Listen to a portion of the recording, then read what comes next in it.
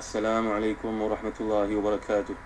إن الحمد لله نحمده ونستعينه ونستغفره ونعوذ بالله من شرور أنفسنا ومن سيئات أعمالنا. من يهده الله فلا مضل له ومن يضلل فلا هادي له. أشهد أن لا إله إلا الله وحده لا شريك له وأشهد أن محمدا عبده ورسوله. يا أيها الذين آمنوا اتقوا الله حق تقاته ولا تموتن إلا وأنتم مسلمون. يا أيها الناس اتقوا ربكم الذي خلقكم من نفس واحدة وخلق منها زوجها وبث منهما رجالا كثيرا ونساء واتقوا الله الذي تساءلون به والأرحام إن الله كان عليكم رقيبا. يا أيها الذين آمنوا اتقوا الله وقولوا قولا سديدا يصلح لكم أعمالكم ويغفر لكم ذنوبكم ومن يطع الله ورسوله فقد فاز فوزا عظيما. أما بعد. Saudara Nabi Muhammad Hadi Syarudin, saya pendengar yang dirahmati Allah sekalian, alhamdulillah bersyukur kita kepada Allah Subhanahu wa taala. Kita menyambung kali kuliah tafsir kita, dan saudara yang dirahmati dan dikasihi Allah sekalian, pada kuliah lalu kita telah bincangkan bagaimana asal usul penyembahan lembu yang dilakukan oleh anak lembu yang dilakukan oleh Bani Israel ini, dan apakah peranan Musa As-Samiri. Sekali lagi kita ulangi ayat yang terakhir sebelum masuk kepada ayat yang baru, kelompok ayat yang baru, tuan-tuan yang mulia Allah sekalian, iaitu ayat ke-88, 89 hingga seterusnya. A'udzubillahi minasyaitanir rajim. Fa akhraja lahum ijlan jasadan lahu khuwar. Faqalu hadha ilahukum wa ilahu Musa fanasi. Afala yarawna alla yarji'u ilaihim qawlan wa la yamliku lahum darran wa la naf'a. Walaqad qala lahum Harun min qablu ya qaumi innama futintum bih wa inna rabbakum ar-rahman fattabi'uni wa ati'u amri. Qalu lan nabraha alayhi akifina hatta yarji'a ilayna Musa. Sadaqallahul azim. Ayat ke-8, kemudian dari lubang api itu dia Musa mengeluarkan patung anak sapi yang bertubuh dan bersuara untuk mereka. Maka mereka telah berkata, ini Rabbmu, ini juga Rabb Musa. Tapi dia iaitu Musa telah terlupa. Maka tidakkah mereka memperhatikan bahawa patung anak sapi itu tidak akan memberi jawapan kepada mereka dan tidak berkuasa menolak mudarat maupun mendatangkan manfaat kepada mereka? Dan sungguh sebelumnya Harun telah berkata kepada mereka, wahai kaumku, sungguhnya kamu hanya sekadar diberi cubaan dengan patung anak lembu itu, dan sungguh Rabbmu adalah Allah yang maha pengasih, maka ikutilah aku dan taatilah perintahku. Mereka menjawab, kami tidak akan meninggalkannya dan tetap menyembahnya, iaitu patung anak lembu ini, sampai Musa kembali kepada kami. Para pendengar yang rahmati dan dikasihi Allah sekalian, kita dah lihat pada kuliah terdahulu alasan oleh golongan Yahudi yang banyak problemnya dengan Nabi-Nabi yang diutuskan Allah SWT ini. Dapat kita buat kesimpulan mereka sangat berhati-hati terhadap perhiasan golongan Qibti yang dipinjam ataupun hanyut ke lautan, sampailah mereka menyembahkannya. Kita dah belajar kan, perhiasan dimaksudkan di sini awzar min zinatil qaum adalah merujuk kepada perhiasan dipinjam ataupun dihanyutkan dalam lautan kerana kematian golongan Qibti itu. Itu masa kadang-kadang pelik macam mana pula emas yang berat boleh dihanyutkan ke tepi pantai. Tuan-tuan yang masa pelik lah dalam tsunami yang berlaku di Jepun sebelum ini, motosikal yang berat Harley Davidson itu pun boleh hanyut ke kepulauan Hawaii kan tuan-tuan. Berapa jauh itu tuan-tuan yang boleh kelas sekalian. Logam yang berat seperti itu pun boleh dipindahkan. Bayangkan, janganlah kita nak mempertikaikan perkara-perkara di dalam Quran, nak menggunakan akal kita, logik akal kita kononnya tuan-tuan. Jadi para ulama tafsir telah buat satu kesimpulan di sini, mereka menghindari perkara yang kecil tapi melakukan perkara yang besar. Sebagaimana disebutkan dalam hadis sahih riwayat Abdullah bin Umar radhiyallahu anhuma, bahawa beliau ni pernah ditanya oleh seorang penduduk Iraq tentang darah nyamuk kalau kena pada pakaian, apakah mencacatkan syarat tersebut, apakah tidak sah? Ibn Umar radhiyallahu anhuma telah pun menjawab, perhatikanlah penduduk Iraq ini, mereka telah membunuh cucu Rasulullah sallallahu alaihi wasallam, iaitu Sayyidina Husain bin Ali karamallahu wajhah. Satu perkara yang besar, tapi dia tak rasa besar, dia sibuk pula tanya tentang darah nyamuk. Kemudian tuan-tuan yang dimuliakan Allah sekalian, datang ayat ke-90. Allah telah beritahu kepada Nabi Musa bahawa Harun telah melarang penyembahan terhadap patung anak lembu ini. Kalau kita lihat dalam kitab tafsir Indonesia, kita akan lihat perkataan yang digunakan itu sapi lah. Sapi ni lembu lah tuan-tuan. telah kita perhatikan bagaimana golongan Bani Israel cenderung kepada penyembahan patung anak lembu ataupun anak sapi ini. Kerana biasalah orang yang dijajah ini pemikirannya nak diasingkan daripada penjajah amat payah tuan-tuan. Macam kita juga, negara kita pernah dijajah oleh British sebagai contoh. British ni menindas datuk nenek moyang kita. Tapi sampai sekarang, bila British telah pun dihalau keluar, datanglah kemerdekaan dalam negara kita ni tuan-tuan dimuliakan Allah sekalian, masih lagi kita sibuk mengidolakan negara kafir yang pernah menjajah datuk nenek moyang kita kan tuan-tuan. Itulah dipuji-pujinya, bahkan menjadi kebanggaan pula. Di mana you belajar? London, England. Tak ada pula yang bangga belajar kat Madinah kan. Tak ada pula yang bangga belajar di Al-Azhar. Tak ada yang bangga belajar sebagai contohnya di Mu'tah, di Yarmouk, Yaman, tempat para sahabat dahulu punya anbiya, di Yaman. Tapi kalau belajar di England, cakapnya pun lain, gayanya pun lain. Bila menguasai bahasa penjajah ni, rasa satu kebanggaan pula, seolah-olah itulah namanya apa tuan-tuan? Itulah nama ketamadunan.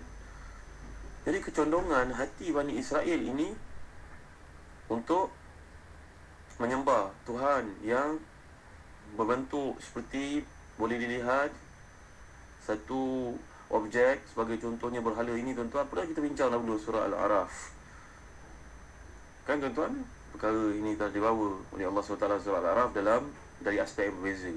Kalau kita perhatikan hari ini, kata Pak Hamka sebagai contohnya di Muzium Mesir yang terdapat di Kairo sebagai contohnya, di Kahirah, antara Tuhan-Tuhan yang pernah disembah oleh orang Mesir ataupun kaum Firaun purbakala ni ada bagai-bagai. Ada binatang seperti ular, buaya, kambing pun disembah, kera, termasuk juga anak lembu, singa dan macam-macam.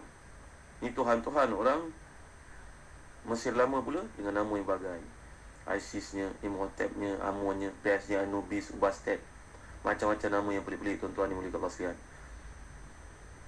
Jadi tuan-tuan yang rahmati dan dikasihi Allah sekalian, antara yang paling terkenal yang berabad-abad disembah sebelumnya, kata Pak Hamka lagi, seorang yang amat kuat mengkaji. Pak Hamka ni seorang sejarawan tuan-tuan.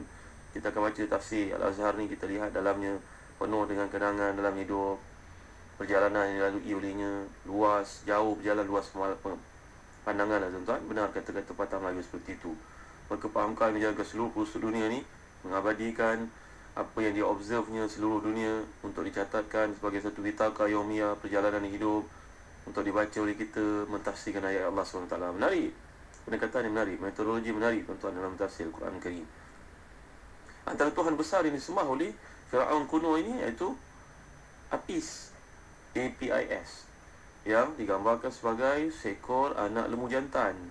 Ini antara Tuhan yang terpenting. Itu sebab buat besar patung ini. Inilah agaknya yang diminta tuan-tuan yang rahmati dan dikasihi Allah sekalian dalam kefahaman orang-orang Yahudi, golongan Bani Israel ini, supaya diambil dengan usaha untuk menjadi Tuhan yang mereka sembah. Jadi sudah ada kecenderungan itu, telah kita bincangkan pada kuliah yang lalu.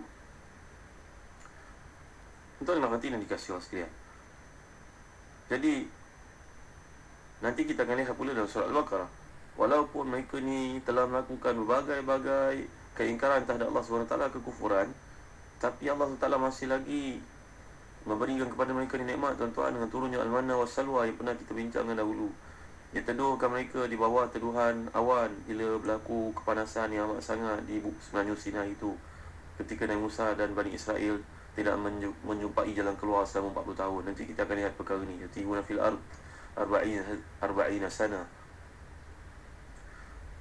Jadi masalah yang berlaku kepada orang-orang Bani Israel, golongan Yahudi ini lebih tepat untuk kita katakan, pengikut yang tidak setia kepada Nabi Musa, kerana kegelisahan dan sentiasa rasa tidak puas.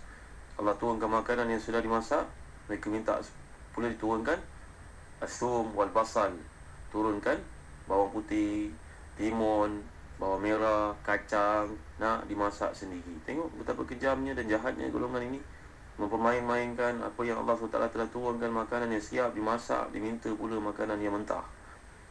Tidak ada kepuasan pada orang-orang yang degil seperti ini tuan-tuan, orang yang ingkar. Dan ada keingkaran ditambah pula dengan kebencian terhadap Nabi Musa yang ada dalam hati, menyebabkan dia sanggup untuk mengikuti Musa As-Samiri bagi melakukan kesyirikan kepada Allah SWT. Lagi perhatikan di sini tuan yang hati ini dikasih sekalian. Allah menjelaskan, walaqad qala lahum Harun min qabl ya qaumi innama futintum bi wa inna rabbakumur rahmanu fattabi'uni wa ati'u amri. Sebelum kekacauan ini berlaku, sebelum mereka menyembah patung Ijil, patung anak lembu ni tuan-tuan, yang ditiru daripada api Tuhan orang Mesir purba ni, Nabi Harun telah pun menurunkan, memberikan nasihat kepada mereka, memberitahu kepada mereka bahawa berhala ni merupakan satu benda yang tidak akan bermanfaat kepada kamu. Dan Samiri datang hanya untuk menguji keteguhan iman kamu menyembah Allah Subhanahu Wa Taala yang telah diajar oleh Musa surah itu. Jadi dalam ayat ini disebutkan bahawa Nabi Harun menyebut satu ni antara sifat Allah SWT, iaitu Ar-Rahman. Wa inna rabbakumur rahman fattabi'uni wa ati'u amri. Allah SWT punya sifat Rahman yang di-highlightkan oleh Nabi Harun ketika peringatan ini dilakukan.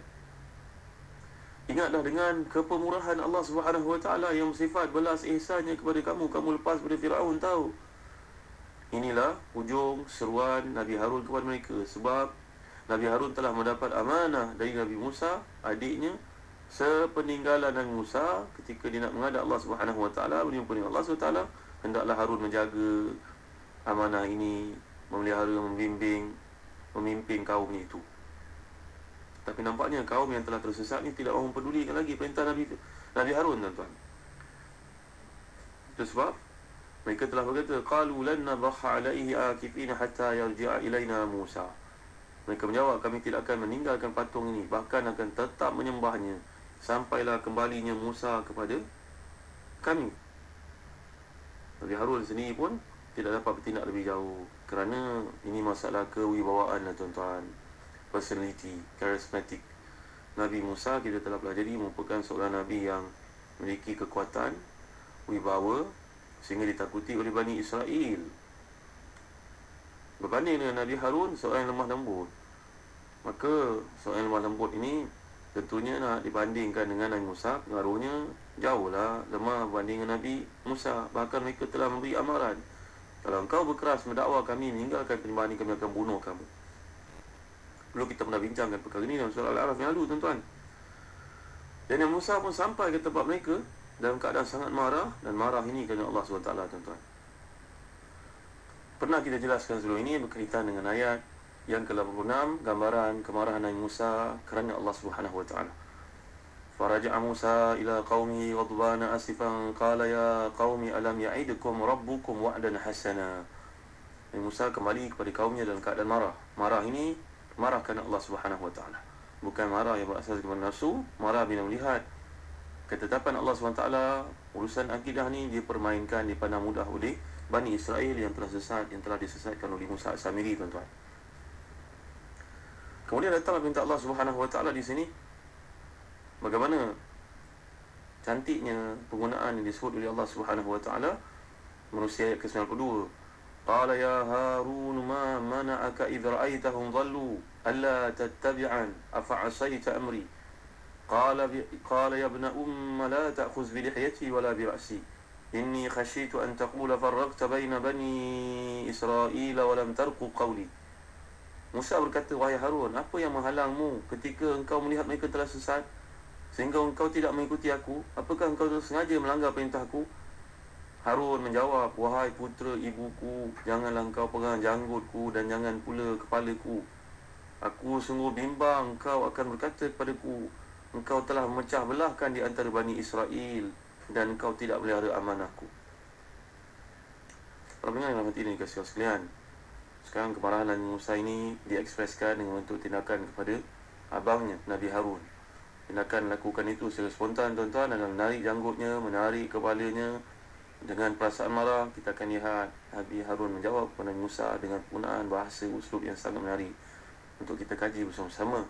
Mengapa dia sebut di sini wahai anak kepada ibuku, sedangkan mereka merupakan seayah seibu? Mengapa penekanan kepada ibu? Kali ini akan kita kaji dan kuliah akan datang. Allahu a'lam wa sallallahu ala sayyidina Muhammad wa ala alihi wa sahbihi wa baraka wasallam. Walhamdulillahi rabbil alamin wa barakallahu fikum. Wassalamu alaikum warahmatullahi wabarakatuh.